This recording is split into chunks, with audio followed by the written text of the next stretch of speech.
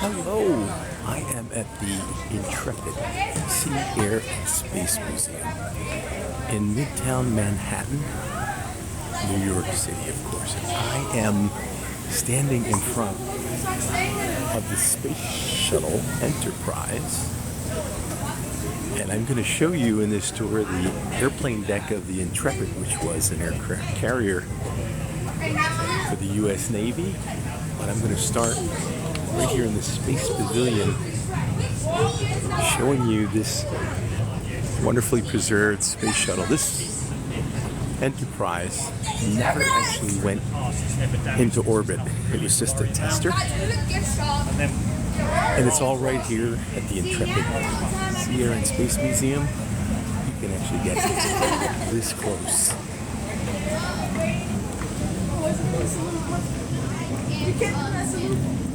All right, it is hot out there today, so I'm starting in here just to kind of give you an idea of the space exhibit in the Space Pavilion.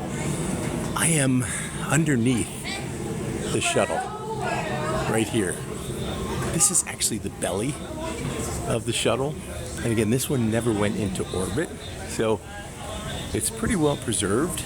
And those are all the tiles, the ceramic tiles, to protect the craft from re-entry.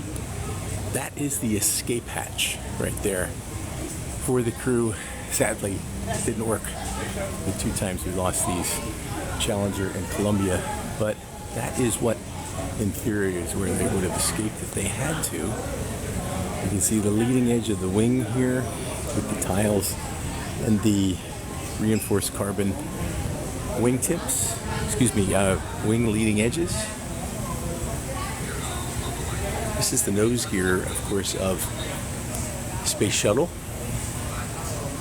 Nose gear doors. Let's take a look up inside of these things. And I'm going to show you a Concorde here at the end.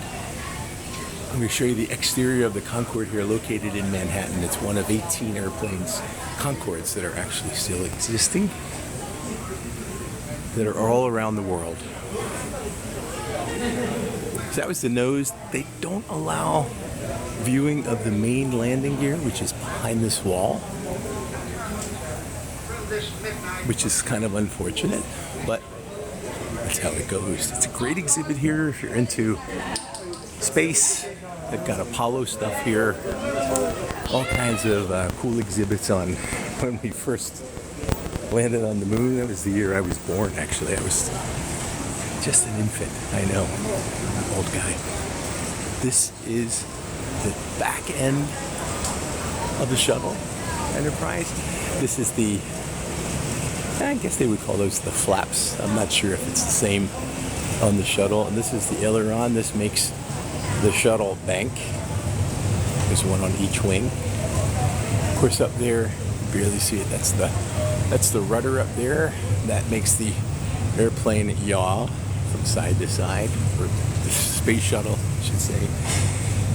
And if those of you that are old enough to remember, this little area here was the protective cover that they used when they put the shuttle on the 747 to transport it when it landed in California. Sometimes, a lot of people, most of the landings were in Florida at the Space Center, but they had occasion to use the West Coast facility because of weather or trajectory or what have you. And you can see this thing here kind of bolts on. Behind that are the rocket engines that are built into the space shuttle. But they put this on so they can transport it and protect those rocket engines while it was flying on top of a 747. There's a little better shot of the backside of the wing. I don't know if you guys can see the detail, but you can see those.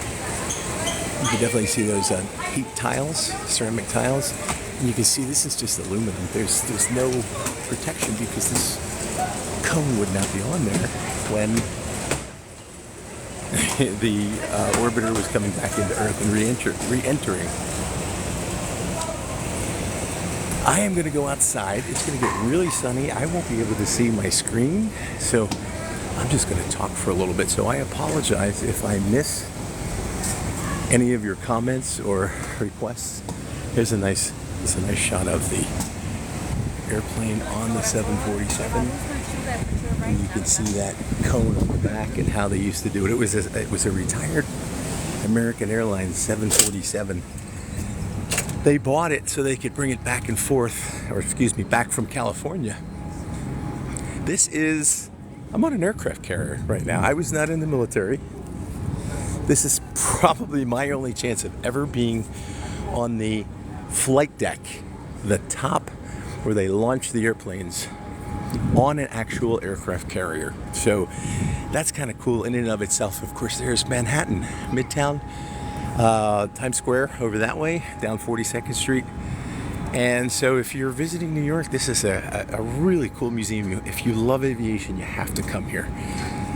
Let me go over here and show you an overhead of the set of the Concorde. That's a T-38, it's a trainer. Let me show you this. This is, of course, the Hudson River. Right over here somewhere is where Sully landed.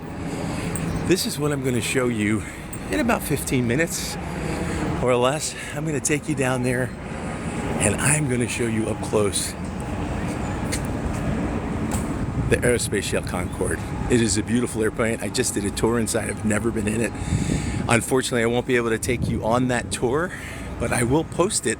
I can't take you on it live, but I will post it very shortly. It's a little windy, so hopefully everybody can hear me. If not, enjoy the visuals. They'll kind of speak for themselves. As I said, this is a T-38. That is what a lot of aviators, they start in, something like that. It's a dual airplane, so you can get instruction. And that's what you start in before you move into something like an F-16, F-18. There's the tower that in Top Gun, good old Mav buzzed the tower right here. And of course, none of this is painted the way it was. It doesn't have any runway markings. It's just kind of gunmetal gray. But this is an amazing exhibit. So you got the space shuttle pavilion over here, aircraft restoration. You got a whole ship that you can tour, which is an exhibit in and of itself. There's airplanes in there. There's marine stuff, aviation stuff. It is pretty darn cool. And again, if you're a civilian, it's the closest I'll ever get to being on deck of a aircraft carrier. Those of you may recognize this. This is a famous helicopter, especially from the Vietnam era. This is the old Huey right there. Check this out. You've seen this evacuating in Vietnam. It was the worker, of course. Still, I think civilian stuff, they still use that today. Pretty amazing. I want to save enough time for us to get down to Concorde. So I'm just gonna do a quick little walk down here so you can see the various aircraft. This is an F-16. It's hard to believe this thing's like on its way out. It's an older design now. And we're gonna work our way down. Oops, sorry about the wind. We're gonna work our way down. There's an F-14 down there. And this interesting bird right here, the black one. Before that, this is an Israeli-built aircraft, KFIR. This looks like an SR-71. Those of you that know what an SR-71 is, it is actually an A-12. So the SR-71, of course, we still don't know how fast that it went. Has these, I believe, scramjet or ramjet engines. I'm not sure how similar this is to that. It looks very similar to an SR-71. SR-71 is, of course, still classified how fast it can actually go. Painted all black, so it can be help it to be not detected, and it flies really high and really fast. Again, I don't know the specifics on this particular airplane, but the SR-71, look that up, Google it. It's absolutely we still don't know what it can do. This is a Tomcat. Excuse me. This is what Maverick flew. I think it was either this or an F-15. Close enough you can see it's got the wings here that fold in and make a delta wing. And for low speed, the wing will swing out and be less swept. Oh, so sorry. So that it could go at a slower speed. Again, apologize. It's hot here in New York City. It's about 82, 83 degrees and hot. So we're going to work our way down and show you an up-close view of the Concorde. This is the F-11, another workhorse of yesteryear. Beautiful airplane. All right, so again, if you come here, admissions, I'm a New York resident, so I got a kind of a deal. I got a yearly admission. It was dual admission was $105 with my discount, which was pretty darn good, if you ask me, for all you get. And I'm just showing you the aviation, the main aviation pieces. There is a whole entire ship that's fascinating, that's down below and inside. I actually have another battleship over there. I'm gonna take the stairs so I can keep you guys interested and show you the submarine. It's a submarine exhibit. I think that's an add-on. It's not much, maybe $5, $10. And when I got here about 2 hours ago, these are active ships, Navy ships. There were a bunch of airmen and whites all here. My assumption, I don't know this for sure, is they were getting on those ships. Either they were maybe visiting and just stopping, kind of a cool little tour for them. And they all got back on. So I don't know if they were getting on here or if they had gotten off earlier. But check out this aircraft carrier. Right in there, you go in Hangar 1. And like I said, that's pretty cool in and of itself because it's just amazing some of the stuff that we never even get to experience. It's just pretty neat to see. There's Concorde. We are heading to Concorde now to give you an up-close view. Concorde, sorry about my heavy breathing. At least I'm not going up the stairs. All right.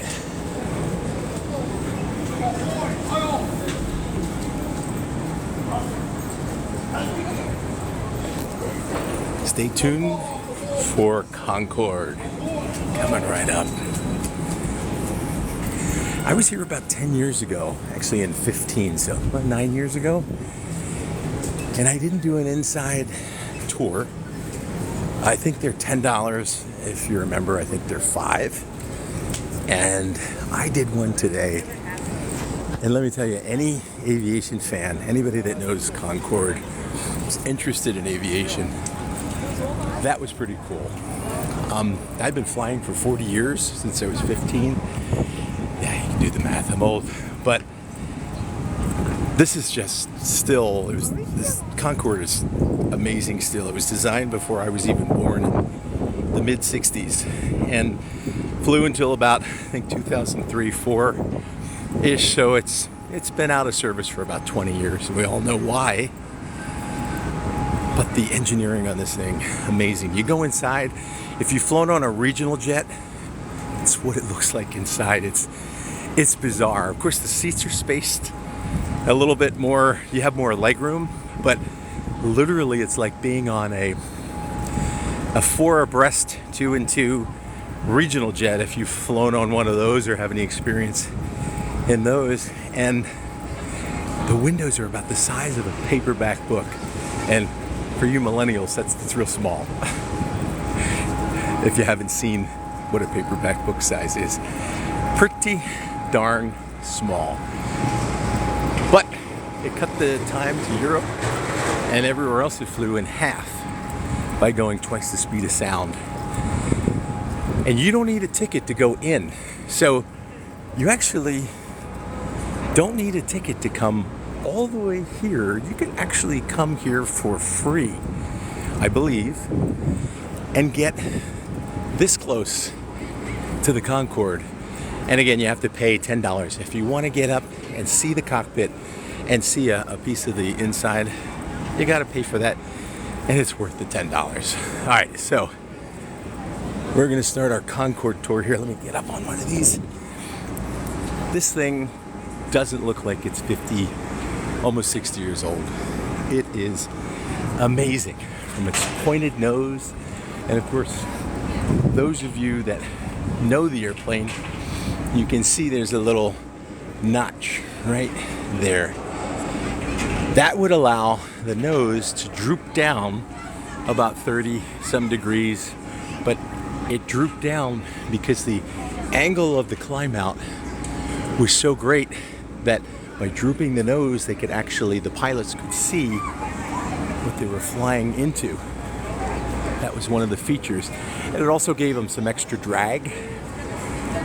So if they needed to go around, they could bring that up and get a little extra acceleration from that. The doors, surprisingly, you have to stoop down. I'm 5'9". I had to stoop down to get into the doors. Those there are the static ports. That's to power some of their instruments. Toilet service over there, but we know what that is. That's where they connected the ground power. Right there, ground connection. And here is our nose wheel.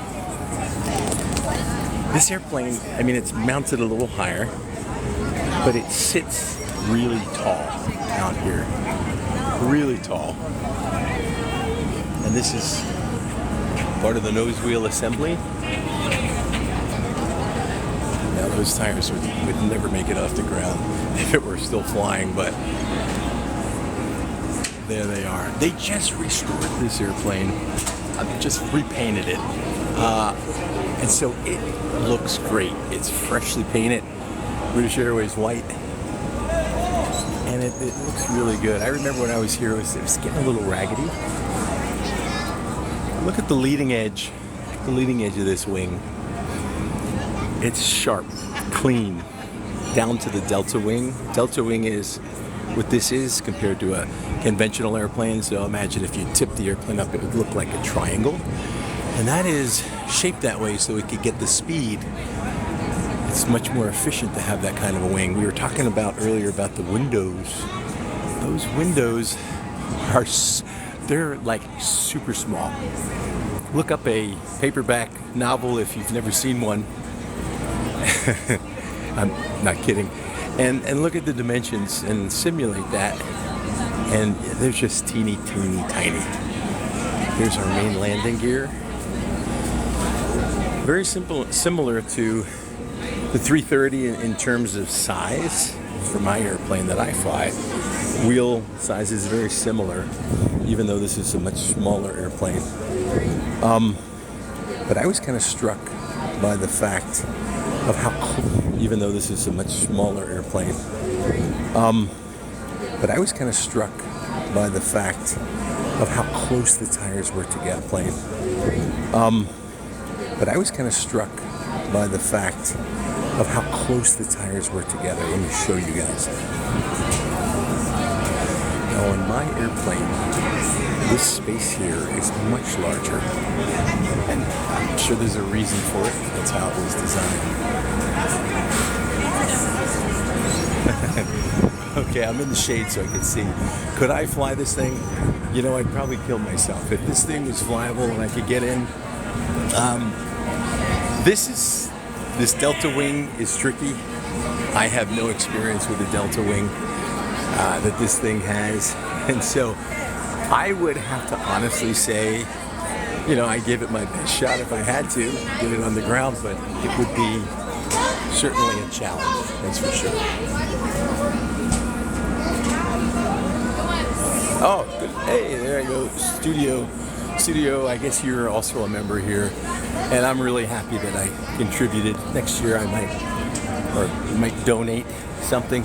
This is just a really great museum for really air, sea, and space. It's pretty darn cool. I want to show you these Olympus engines. These were fighter jet technology, and 4 engines, for those of you that don't know that. 2 over here, 2 on the left side, and the actual engine is over here. There's a lot of glare. These were what was inside those, what's in those ducts right there. Back there is one of these. I'll try to shade this a little bit so you don't get the glare. But not surprisingly, not a really large engine. But the big thing here was the afterburner. The afterburner, of course, means a typical jet engine. It lights the fuel, and after it lights the fuel, goes through the turbine, runs the compressor, and then it exhausts out the back. An afterburner applies additional fuel where that exhaust would normally be for, say, a conventional airplane. And by doing that, you get some extra oomph, let's put it that way. And that is how this airplane took off. It had to take off an afterburner, and when it was going supersonic, it was an afterburner. And when it was going supersonic, it was an afterburner. And I would to go just normal flight, so it would be ping, ping, ping. They lit the afterburner, and it would go ping, ping, ping, ping, ping, ping, ping. So you can see in that example, that's a good way to kind of illustrate the extra fuel, the massive amount of increased fuel burn that this thing had when it was in afterburner, which was pretty much most of the time. These are the flaps right here. And this is not a conventional airplane. I'm not sure if they're served an aileron purpose as well, but flaps would go the same direction. Ailerons are on the wingtips, at least on a conventional airplane, and to make the airplane bank, and we talked about this upstairs on the space shuttle, one would go up, one would go down, and that's what makes an aileron an aileron. Of course, that's the rudder that's going to yaw the airplane. That moves back there. This is stationary. They call it the vertical stabilizer. This is GBOAD. This flew in a contract for 3 years for Singapore Air when British Airways had a contract with them for this thing to fly back and forth to Singapore. This very airplane flew for Singapore Airlines for, I think, 3 years. This is the tail bumper or tail wheel.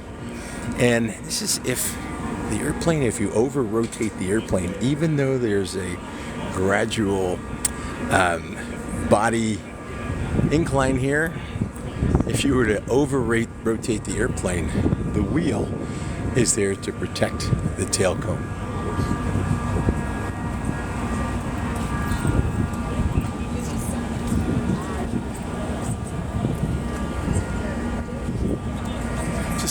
Look at this thing. I mean, I've seen it take off once from the cockpit of a TWA 747. It's coming into Kennedy. We were on downwind. You're going opposite direction of the landing aircraft. I beamed the runway, and I couldn't hear it because I was in a 747 in the jump seat, but it was amazing to see it. I don't know if it was this particular airplane, but it was one of the ones that flew, and I will never ever forget that sight. Of course, that was Kennedy, and about 6 months later, TWA had their accident, TWA 800 out of Kennedy, and it was a small base, and I always wondered if any of the wonderful flight attendants that took such good care of me when I was coming back from Paris on that flight, if they had actually perished. It was sad. That kind of did end TWA. That was the end. I'm looking back. You can see the tail wheel there, the flaps, the Olympus engines,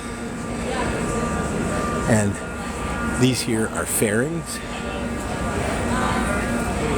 There's connection points there that hold the flaps on, and they're kind of bulky, and so I just put out the video on my profile. Those things, some people call them canoes. They basically just streamline the airflow around those clunky attachment points. This is part of the Olympus engines. I'm so sorry, something is in my throat today. And you can see these reversers here. The hydraulic, this is a hydraulic actuator. Oh, sorry.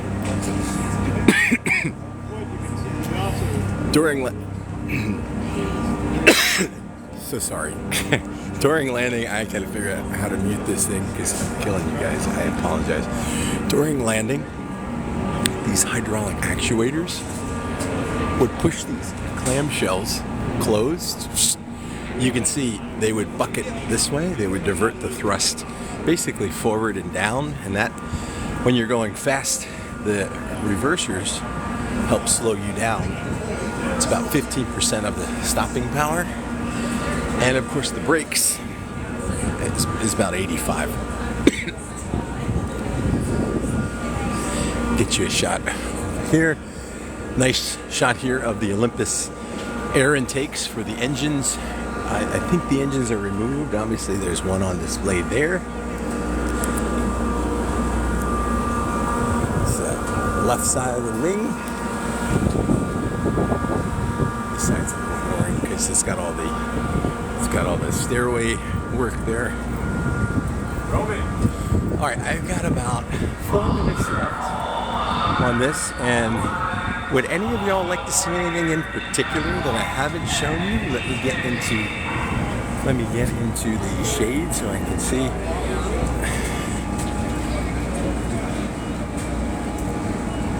How would they have got the aircraft on that walkway? Very interesting. Go ahead and Google the Intrepid and the renovations for this Concorde.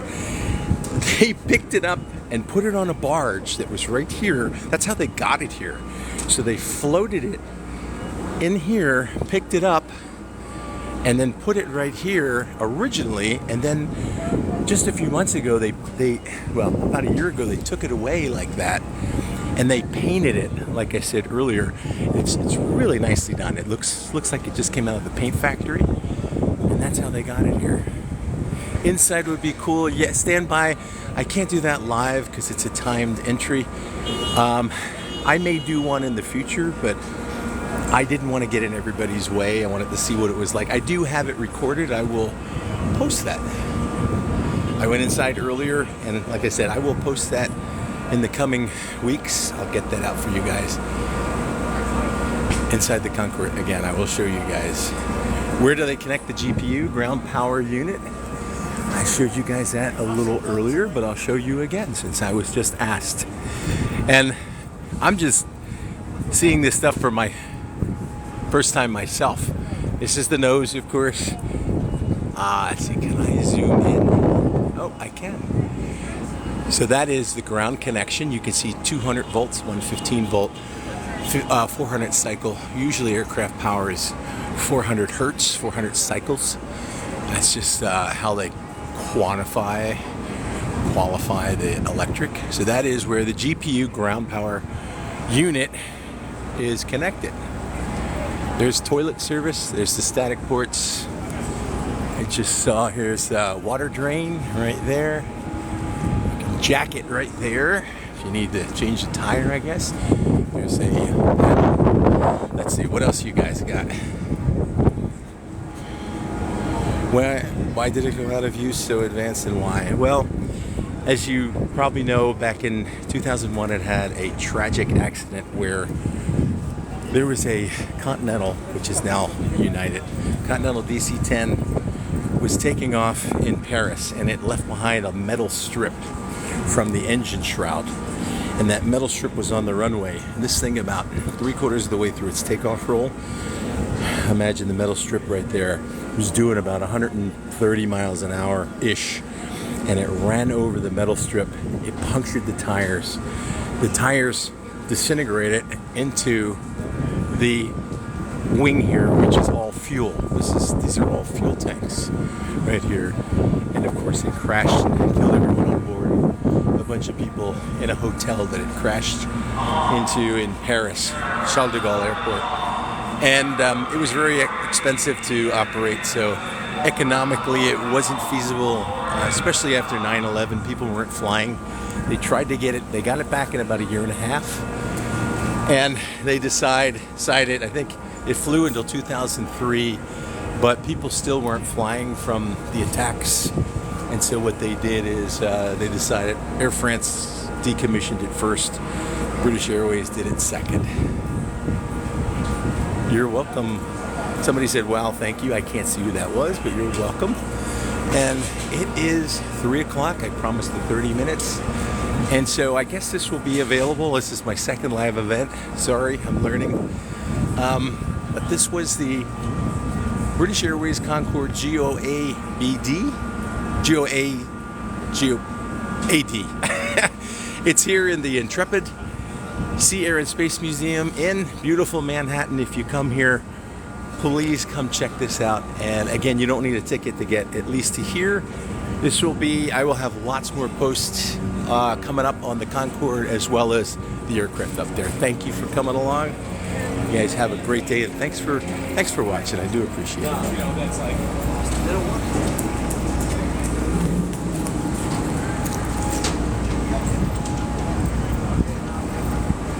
I'll walk up here and end with a nose shot.